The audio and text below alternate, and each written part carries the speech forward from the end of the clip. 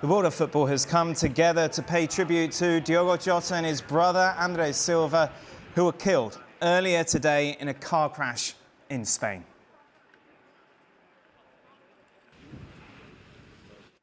Hello and welcome into the ESPN FC studios. I'm Dan Thomas, joined by Kasey, Stevie and Ali, and of course only one place to start today's show, and that's just taking a look at the many tributes that have been paid to Diogo Jota and his brother. And we'll start with Liverpool Football Club. This was a statement that they released earlier today, and what cruelly has proved to be his final flourish in football saw Jota become a Premier League champion and UEFA Nations League winner.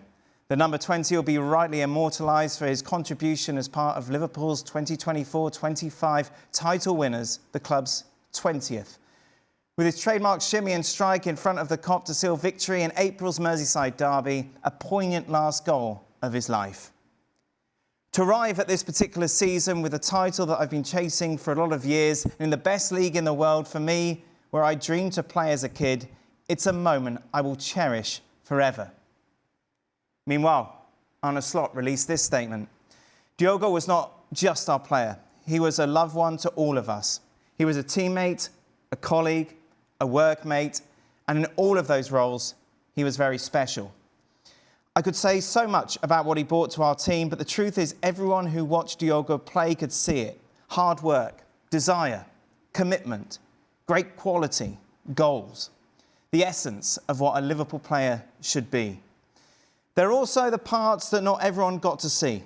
The person who never sought popularity but found it anyway. Not a friend to two people, a friend to everyone.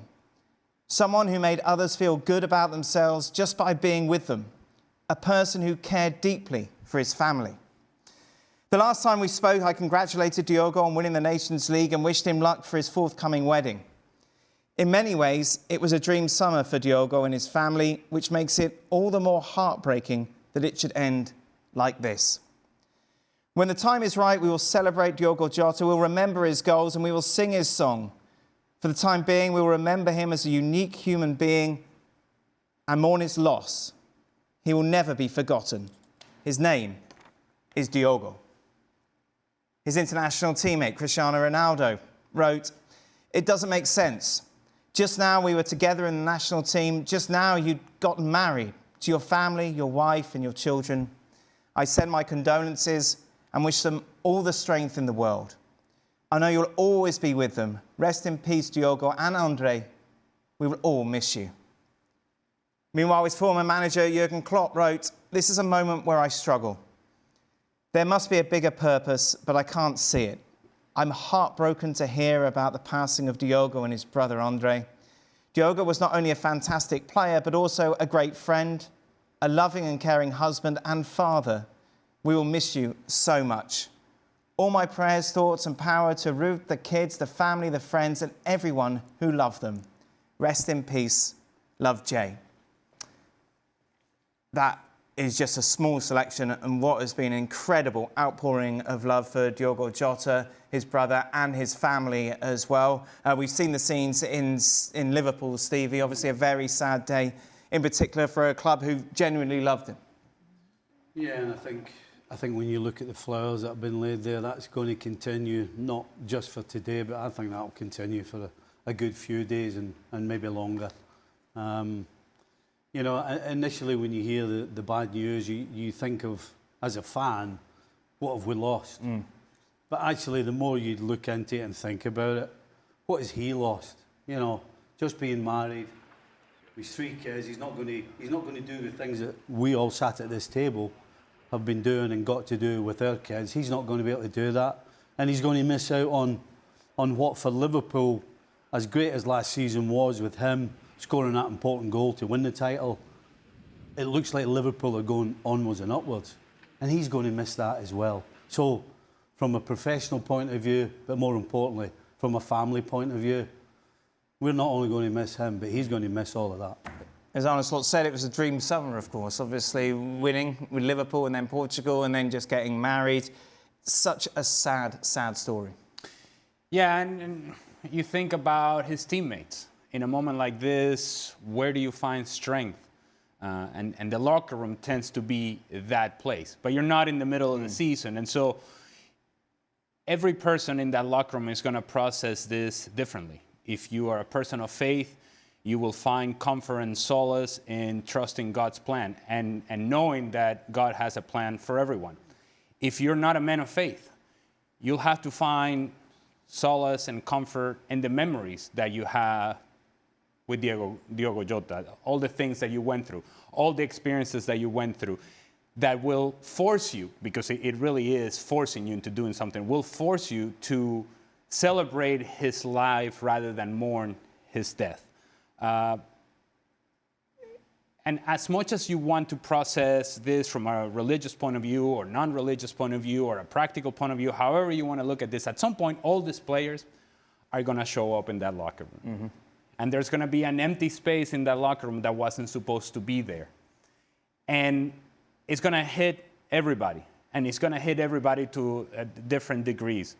And that's when it's so critically important that you find that strength that I'm talking about in your teammate, in your manager, in your club, in your fans.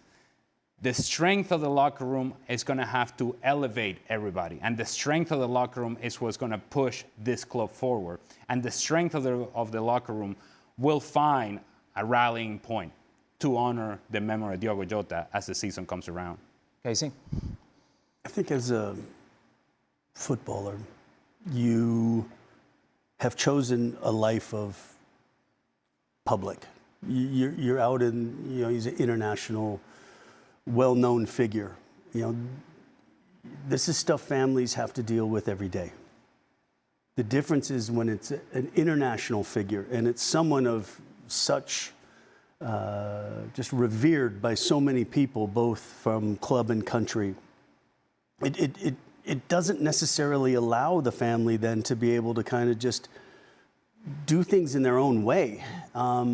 As families do every day around the world when tragedy strikes. And so, yeah, I try to take away, the side of it that we chose to live in and be part of and do that and try to just go to the human side and just go the tragic side of, have so much life to live that then just gets cut short in a moment. And yeah, how do you process that? I think we all expect as we get older, grandparents and parents, but when somebody's gone so early and with a young family and young, a new wife, it's hard to process. And again, like you said, the fans will deal with it, but and the players have to deal with it, but it's really the family that is just stuck with something that just can't be changed.